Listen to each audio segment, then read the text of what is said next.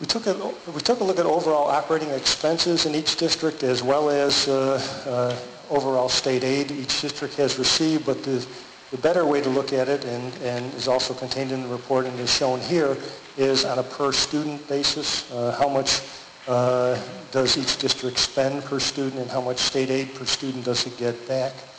And so that's what we've tried to show. The operating expenses per student in 2010-11, when we took the snapshot, in Romulus it was about $18,000 a kid. South Seneca was about $17,300. Some of that difference, a little higher in Romulus, is because it's a smaller student base, and so that drives that cost up a little bit.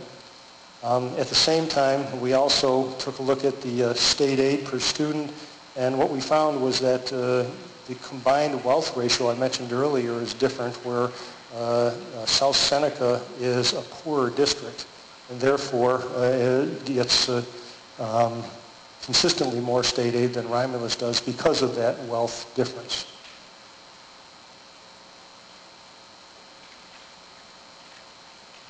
We also examined the overall property wealth in each district, but again, as with the previous slides, it's more appropriate to look at it, the property wealth behind each child in school. And so we took a look at that. And what we found was that the property wealth varies quite a bit between the two districts. In 2011-12, per student property wealth in Romulus was $694,000, while in South Seneca it was $592,000. So more property wealth behind youngsters in Romulus than South Seneca, as well as we took a look at the total tax levy, but tax levy per student, and we found in Romulus the tax levy per student was $13,000, while in South Seneca it was $9,300 in the year we took the snapshot. So again, more tax revenue behind each kid to help offset less state aid in Romulus than in South Seneca.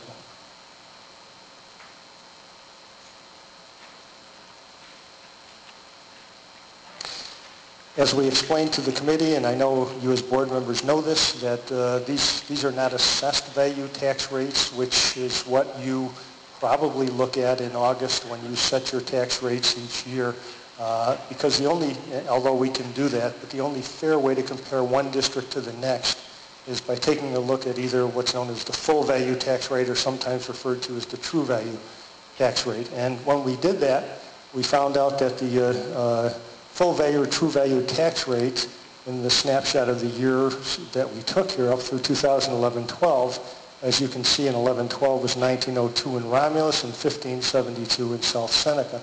And if the districts had combined in 2011-12, the combined district's true value tax rate would have been $17 even, right? And again, you can't average those two numbers because that isn't how you come up with the $17, but that's what it would have been with everything else being equal. So what this tells us is that Romulus overall tax load, tax burden is higher than South Seneca's. That's the bottom line. And that if you had just combined, it probably would have resulted in, without anything else, any other changes, in that given year, 11-12, South Seneca's tax rate would have gone up, Romulus's would have gone down. All right? And keep that in mind as we move on in our slides. Also, in any marriage, we bring assets and liabilities. And so we took a look at the outstanding capital debt that each district currently has. And as you can see from this finding, that Romulus has a little over $9 million, at least when we took the snapshot, in outstanding capital debt. But after aid reimbursement for the local taxpayer, it's about $1.1 million, because the rest is aided by the state. And it would be retired in 2024. So just like your house mortgage, as you know, you have a schedule of repayment and so forth. South Seneca, on the other hand, has $40 million, close to $41 million in outstanding debt, with a local share, once state aid is returned, of about $4.5 million. Capital debt, and its debt would be retired in 2027. Again, that kind of mortgage amortization payment schedule of principal and interest back. If the districts merged, however, we explained to the committee that existing aid is aided at the higher district's building aid ratio. So if you merged, the district would get an additional $71,000 on existing outstanding debt that your two districts separately will not get, simply because the lower district's aid ratio would be raised. So you'll see that in a minute in our financial summary, that's a plus for a merged district in terms of additional building aid.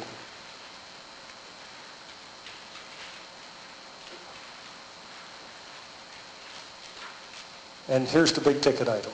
As you know, the state of New York feels that there's too many school districts and therefore for many years has had the incentive for districts to merge in terms of additional what they call operating aid within the foundation aid formula. And it's paid out over 14 years. And again, I'm sure you've seen this and heard us talk about this before. But as you can see, if the districts did merge July 1, 2013, the state now says you take a look at what each district's operating aid was in 2006-07. And as you can see, it was $1.5 million in Romulus and a little over $3 million in South Seneca.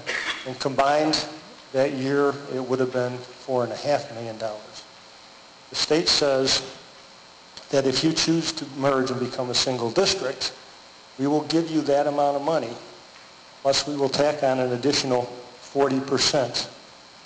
Right? So in other words, we'll give you 40% more than your 2006-07 combined operating aid. In other words, your district, if you merged in 2013-14, would get an additional $1.8 million that year simply because you decided to merge and become a single district. Right? That's the carrot that the state of New York holds out to districts, the major carrot they hold out to districts to think about merger. And that additional aid would be received for 5 years, that additional 40% for the first 5 years after the merger. After that, the state of New York says you need to start becoming more efficient. Now that you're a new district and you've been at it for 5 years, you need to see some scale economies that need to be realized. So we're going to start taking away that additional aid. And we're going to take away 4% a year for the next 9 years. So as you can see, eventually what the state says, we're going to wean it away from you. And eventually, in year 15, you're not going to get any additional incentive operating aid. But in total, over the 14 years of payment of this additional aid, your merged district would get over $17 million in additional state aid that would otherwise not come here if you remain in separate districts. And again, that's the major financial carrot that the state of New York holds out to any school districts that think about merging. So that's a big ticket item, no doubt about it. I also want to mention that, and it isn't in the slide here, but I just want to remind the boards, because you probably already know this, there is a second major carrot in terms of finances that the state holds out. And I know the folks in South Seneca understand this, having had it for a number of years.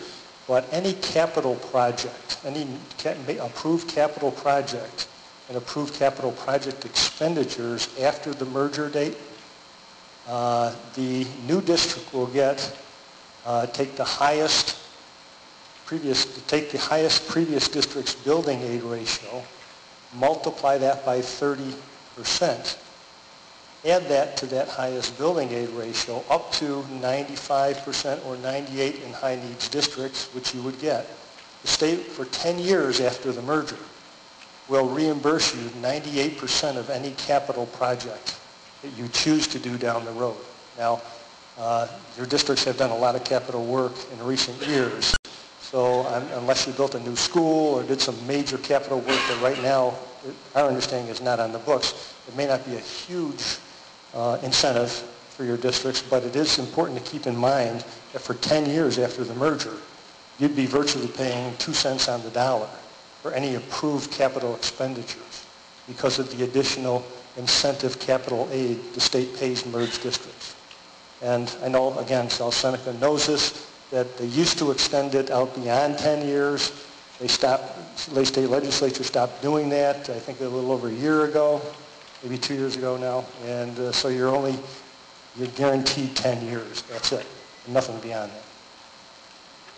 So we're getting near the end here. Our finding with the overall finances, we took a look at a lot of the all the variables that we've already talked about, and we tried to create an overall financial picture.